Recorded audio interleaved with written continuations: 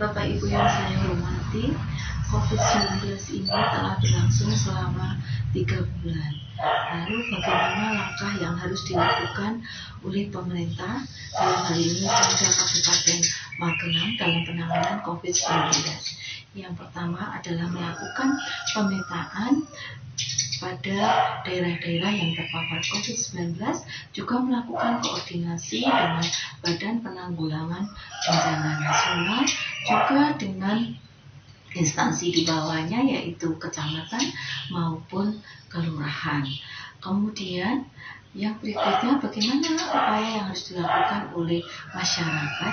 Harapan kita masyarakat tentunya diharapkan punya rasa saling gotong royong, saling bantu membantu apabila ada yang tetangga kita yang berdampak COVID-19, misalkan saja yang tadinya bekerja kemudian tidak bekerja. Kemudian yang berikutnya, bagi yang ada yang terpapar, bagaimana keluarganya? Tentunya membutuhkan kita saling membantu, yaitu misalkan saja di dalam satu RT kita bagi menjadi beberapa kelompok, dan satu kelompok misalnya 4 orang memenuhi satu keluarga, kebutuhan keluarga itu utamanya adalah kebutuhan makan. Kemudian bagaimana langkah yang harus dilakukan oleh media sosial? Media sosial dalam hal ini harus melakukan komunikasi atau memberikan sosialisasi kepada masyarakat dengan betul berdasarkan data yang akurat. Misalkan di Kabupaten Magelang yang berdarah yang daerah merah, misalkan di Kecamatan Secang dan Matoyudan. Kemudian desanya adalah di daerah Desa Kricing dan di Kalinegoro. Itu harus betul-betul disosialisasikan sehingga masyarakat yang belum berdampak ini bisa mengantisipasi untuk tidak melakukan kegiatan di 2 daerah tersebut. Begitu pula bagaimana untuk perguruan tinggi. Ada 2 perguruan tinggi di Kabupaten Magelang, yaitu Universitas Tidar dan juga Universitas Muhammadiyah. Tentunya keduanya bisa melakukan kolaborasi, saling melakukan sosialisasi bagaimana dengan melakukan sosialisasi kepada masyarakat yang membutuhkan, dan juga bisa melakukan penelitian karena di Fakultas Pertanian di UTIP ini harapan kita bisa melakukan penelitian tentang bagaimana obat-obat tradisional yang bisa bermanfaat untuk mengurangi atau mencegah dari dampak COVID-19. Begitu pula untuk privat, di mana privat ini di Kabupaten Magelang banyak perusahaan-perusahaan. Diharapkan para pengusaha-pengusaha ini, karena para pengusaha ini mempekerjakan tenaga kerja yang banyak, yaitu memberikan sosialisasi apa dampak dari COVID-19, kemudian bagaimana cara pencegahannya. Salah satunya misalnya bagaimana pada saat kita keluar atau pada saat bekerja tidak boleh berkerumun, harus menggunakan masker, dan juga harus cuci tangan pada saat tertentu. Kemudian Bapak Ibu sekalian, di dalam teori manajemen perubahan McKinsey di sana disampaikan ada beberapa hal. Yang pertama, strategi yang harus dilakukan. Tadi sudah saya sampaikan bahwa pemerintah daerah harus melakukan pemetaan tadi secara benar, secara akurat.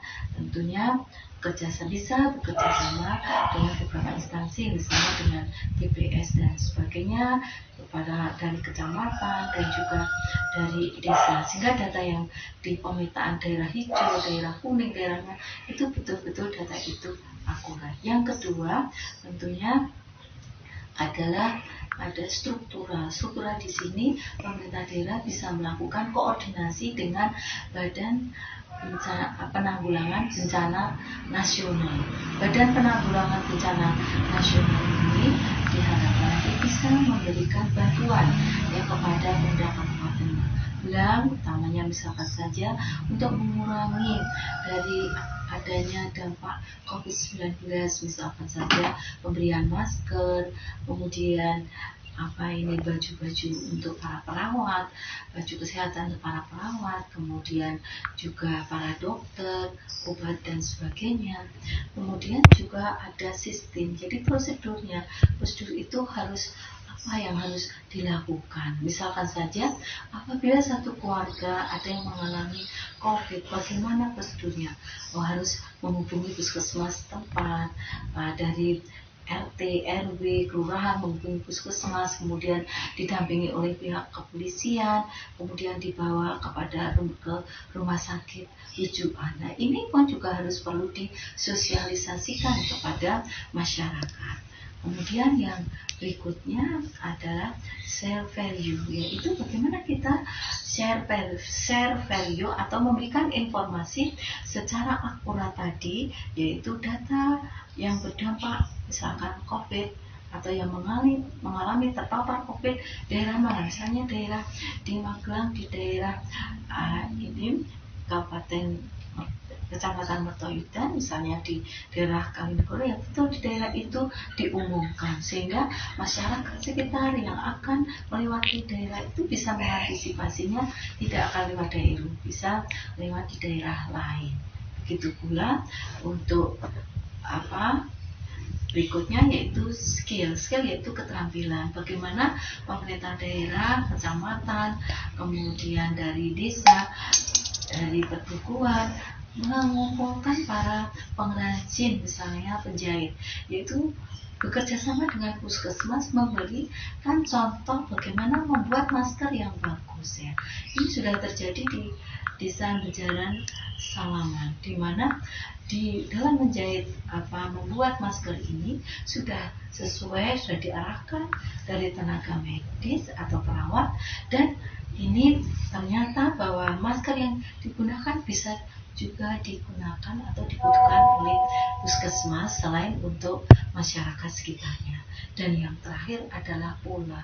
Bagaimana pola yang perlu dilakukan untuk penanganan COVID-19 ini supaya yang belum terpapar tidak akan terjadi terpapar, yaitu dengan pola-pola, misalkan yang pertama adalah sosialisasi, yang kedua kita selalu memberikan gotong royong, yaitu kebutuhannya itu yang harus dipenuhi, misalkan sosialisasi apa saja, sumber dayanya yang harus digunakan apa, baik itu mungkin minta dari puskesmas dan sebagainya, yaitu perlu dilakukan. Dan juga bagaimana penanganan kalau di satu dusun ternyata ada misalkan satu kelurahan ada yang mencapai 19 orang misalkan saja yang terpapar COVID-19, bagaimana upayanya? Tentunya daerah itu harus diisolasi ya. Salah satu contoh misalkan di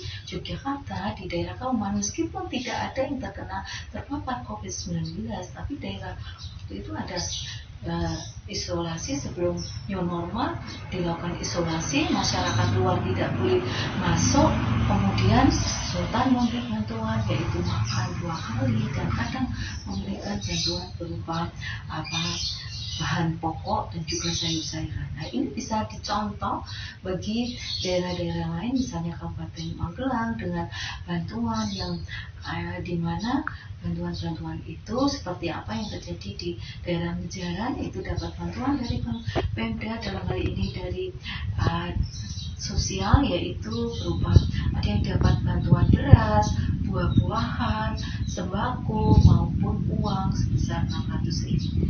Saya rasa dari apa yang sudah saya sampaikan tadi, apabila ada kurang mohon maaf, dan saya hanya bisa berdoa mudah-mudahan Bapak Ibu yang telah melakukan kegiatan atau gotong royong membantu ini dapat didapat setiap langkahnya itu merupakan amal jariah. Demikian, terima kasih. Mohon maaf. Wassalamualaikum warahmatullahi wabarakatuh. Assalamualaikum warahmatullahi wabarakatuh. Salam sehat, salam sejahtera untuk kita semua.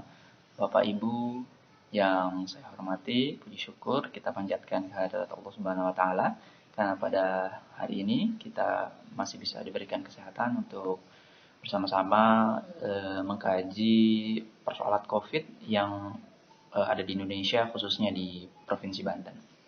Bapak Ibu sekalian yang saya hormati, kita tahu bahwa semakin hari kasus COVID-19 di Indonesia semakin bertambah. Walaupun kita belakangan ini mendengar tentang new normal atau adaptasi kebiasaan baru, namun angka terkonfirmasi positif setiap harinya semakin bertambah ya. Bahkan rata-rata 3 hari terakhir itu sekitar 1.000 penambahan per harinya.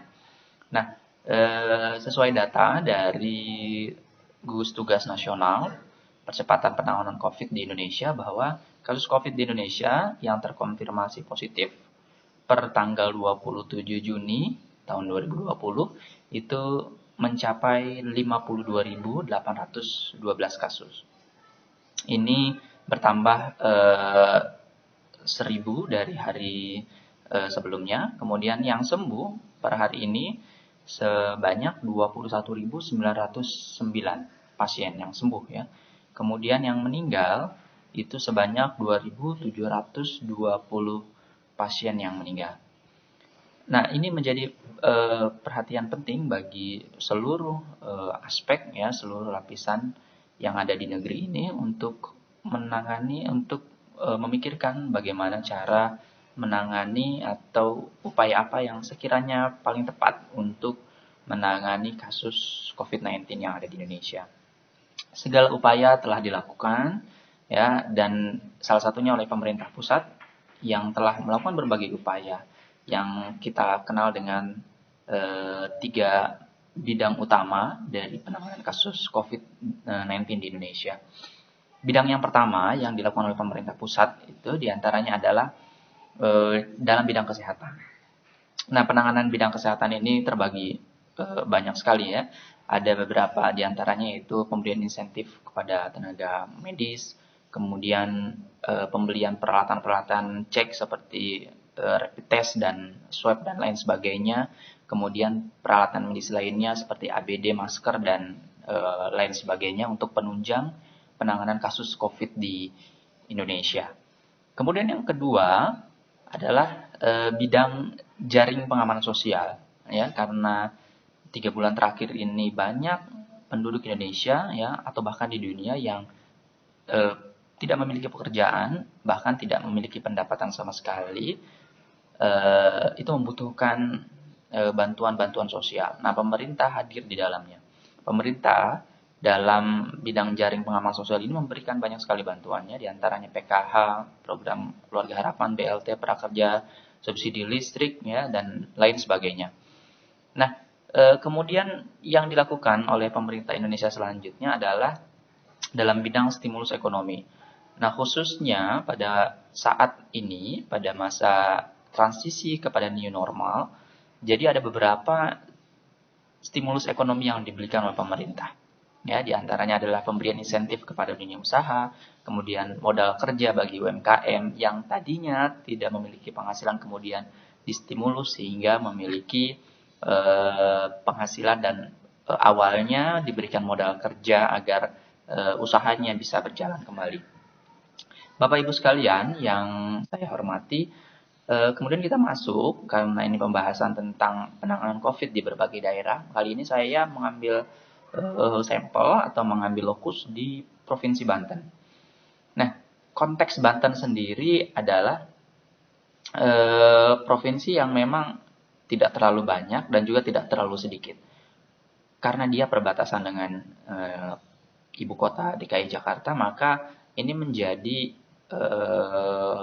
warning ya bagi Provinsi Banten untuk tetap memberikan pengamanan bagi penduduknya agar terantisipasi atau dapat meminimalisasi pencegahan penularan kasus virus corona di Provinsi Banten. Nah, di Provinsi Banten sendiri, kasus COVID-19 per tanggal 27 Juni 2020 ada sekitar 1.275 pasien terkonfirmasi positif. Ya. Banten sendiri terbagi ke dalam 8 kabupaten kota. Nah, dari 1.275 pasien sembuh sebanyak 872 pasien, kemudian yang meninggal itu sebanyak 86 pasien. Nah, kasus terbanyak di Provinsi Banten itu berada di Kota Tangerang. Kota Tangerang sendiri kasus terkonfirmasinya sebanyak 475 kasus. Kenapa? Karena memang Banten ini, Kota Tangerang ini berbatasan dengan Jakarta ya, apalagi Bandara Internasional Soekarno-Hatta itu terletak di Kota Tangerang. Jadi memang sangat sangat cepat sekali untuk penyebaran kasus COVID-19 di Kota Tangerang. Maka dari itu Kota Tangerang menjadi salah satu kota di Provinsi Banten yang angkanya paling tinggi. Nah, ada beberapa upaya yang dilakukan oleh Pemprov Banten. Ya, di antaranya adalah pemberlakuan PSBB di Tangerang Raya, Kabupaten Tangerang, Kota Tangerang, dan Kota Tangsel yang semuanya ini berbatasan dengan ibu kota. Nah, PSBB ini kemudian karena dirasa belum cukup meminimalkan angka terkonfirmasi, maka PSBB di Tangerang Raya itu diperpanjang hingga 12 Juli 2020. Nah, kasusnya terus bertambah, maka PSBB-nya terus diperpanjang oleh Gubernur Banten. Nah, selain itu, pemerintah Provinsi Banten juga memberikan jaringan pengaman sosial kepada 670.000 kepala keluarga di seluruh Provinsi Banten. Ini sesuai dengan instruksi dari pemerintah pusat yang menekankan pada bidang jaringan pengaman sosial. Kemudian, selain itu, Gubernur juga mengeluarkan instruksi Gubernur untuk mendorong pembentukan relawan di desa. Di Provinsi Banten banyak desa-desa yang sekiranya rawan terhadap penularan COVID-19. Maka Gubernur Banten memberikan instruksi kepada seluruh bupati di Provinsi Banten untuk membentuk relawan, ya, relawan desa untuk mengantisipasi penularan COVID-19. Nah, kemudian juga alokasi dukungan pendanaan penanganan COVID ya di desa itu dilakukan melalui realokasi dana desa yang diberikan. Kemudian upaya-upaya yang lain dilakukan oleh pemerintah Provinsi Banten yaitu mengidentifikasi fasilitas desa sebagai ruang isolasi. Karena banyak sekali pasca Lebaran kemarin orang yang mudik ya dari ibu kota ke daerah-daerah di Provinsi Banten itu harus segera diisolasi karena rawan sekali menularkan COVID-19 di desa-desa tempat tujuan mereka mudik. Jadi di setiap desa itu dibuatkan fasilitas ruangan sebagai ruangan isolasi. Nah, Bapak Ibu sekalian, apa sekiranya yang perlu dilakukan oleh Pemprov Banten? Di antaranya adalah pembenahan dalam distribusi penyaluran bantuan.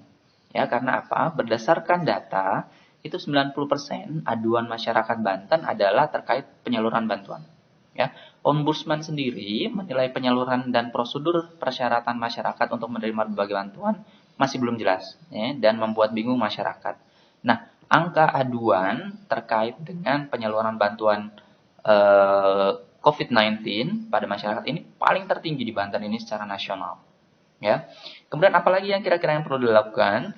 Hampir sama dengan pemerintah pusat, yaitu terus menambah jumlah tes massal karena untuk melakukan screening ya agar pasien OTG orang tanpa gejala itu segera bisa dideteksi dan juga dilakukan isolasi. Nah, kemudian apa juga yang harus dilakukan? Fokus terhadap klaster-klaster penularan seperti perusahaan karena sekarang sudah mulai masuk ya. Jadi harus dibuatkan klaster khusus perusahaan, pasar dan juga di pernikahan-pernikahan karena sekarang sudah mulai banyak pernikahan-pernikahan ya. Nah, apalagi yang perlu dilakukan? Ya kira-kira banyak sekali ya. Nah, kita masuk ke masyarakat. Apa yang perlu dilakukan masyarakat? Masyarakat perlu melakukan sinergi dengan pemerintah daerah dalam mengurangi penyebaran dan selalu memperhatikan protokol kesehatan. Ya, cuci tangan 3M ya, memakai masker, membasuh tangan dengan sabun ya, mencuci tangan dengan sabun, kemudian juga menjaga jarak. Nah, kira-kira itu yang harus dilakukan. Nah, kemudian selain pemerintah, masyarakat dan akademisi ya, ada akademisi. Akademisi juga kira-kira perlu melakukan sesuatu hal yang bisa mendorong percepatan penanganan COVID. Ya, apa itu? Di antaranya mungkin akademisi bisa memberikan sumbangsi terhadap penanganan penularan melalui penciptaan alat-alat kesehatan ya yang dapat membantu tenaga medis. Misalnya di ITB kemarin membuat ventilator ya. Kemudian kalau akademisi di bidang sosial mungkin bisa membuat sebuah model-model ya yang bisa efektif dalam mengurangi kerumunan masyarakat. Apa modelnya ya? Model ini bisa digunakan direkomendasikan kepada pemerintah daerah untuk bisa mengurangi kerumunan masyarakat. Ya. Nah, kemudian pemerintah juga perlu memberikan tindakan tegas ya dalam perda-perda yang dibuat ya, dengan sanksi-sanksi yang tegas, bukan hanya sanksi sosial, tetapi juga mungkin ada sanksi berupa uang agar menimbulkan efek jerah kepada masyarakat yang melanggar protokol kesehatan. Nah, apabila dikaitkan dengan teori change management atau manajemen perubahan, simpel sekali. Menurut Hayat 2006 itu ada model ADKAR dalam mengetahui sebuah perubahan ya dalam sebuah organisasi. Apa itu? ADKAR, awareness, desire, knowledge, ability, dan reinforcement ya. Kesadaran ya, bagaimana kesadaran masyarakat perlu ditingkatkan, kemudian desire, keinginan masyarakat untuk hidup kembali normal ya. Kemudian pengetahuan masyarakat yang terus diedukasi oleh pemerintah daerah. Kemudian ability, kemampuan para tenaga medis yang terus disupport oleh pemerintah daerah, dan juga penguatan atau reinforcement. Saya kira itu ya yang bisa saya sampaikan. Semoga pemerintah daerah terus bersinergi oleh pemerintah pusat dan juga bisa melakukan percepatan penanganan COVID-19 sehingga angkanya terus menurun dan kita bisa kembali normal. Terima kasih atas perhatiannya. Mohon maaf. Assalamualaikum warahmatullahi wabarakatuh.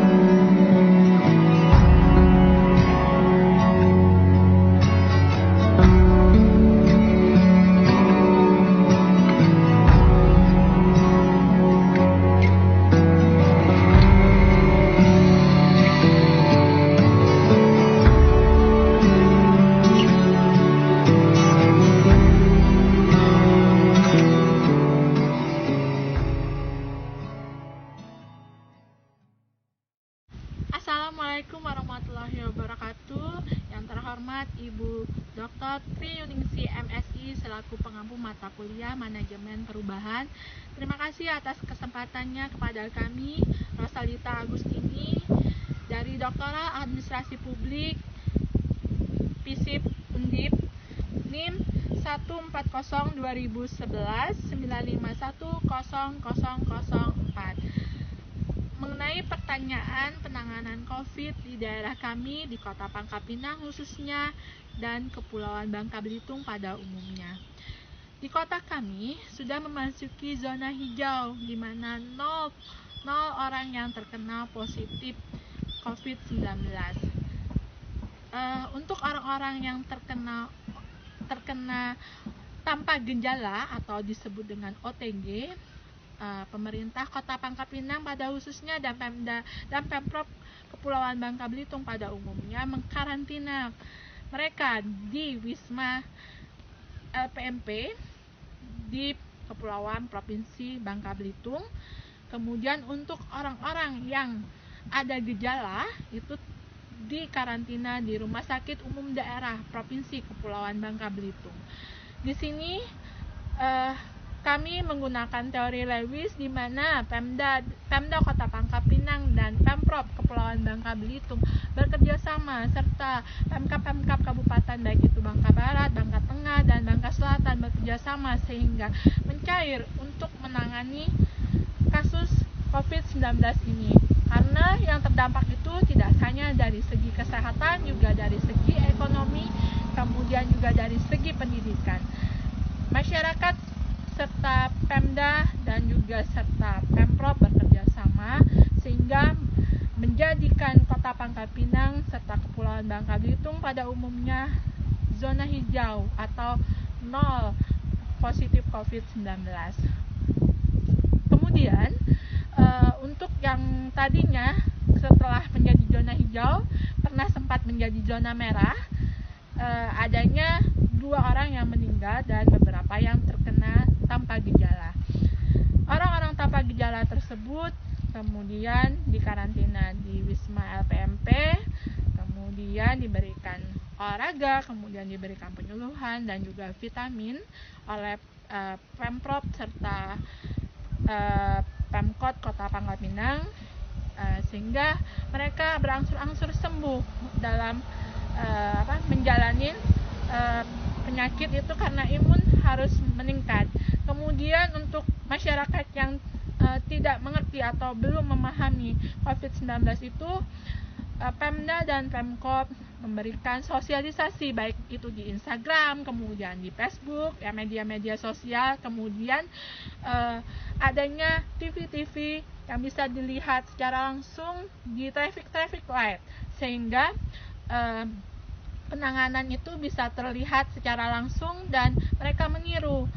Dan di situ juga ada sosialisasi mengenai social distancing, kemudian cuci tangan, kemudian penggunaan hand sanitizer, kemudian juga restoran-restoran dan kafe-kafe juga melakukan hal-hal yang sama, sehingga menciptakan Kota Pangkal Pinang pada umumnya dan Provinsi Kepulauan Bangka Belitung pada umumnya pada zero COVID-19.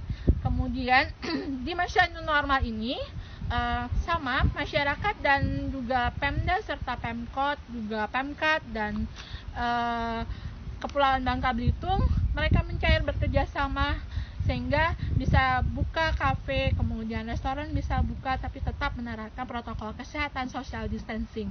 Kemudian pasar juga buka, disemprot disinfektan, kemudian juga tempat-tempat umum seperti masjid juga sudah mulai dibuka dengan tetap menerapkan protokol kesehatan.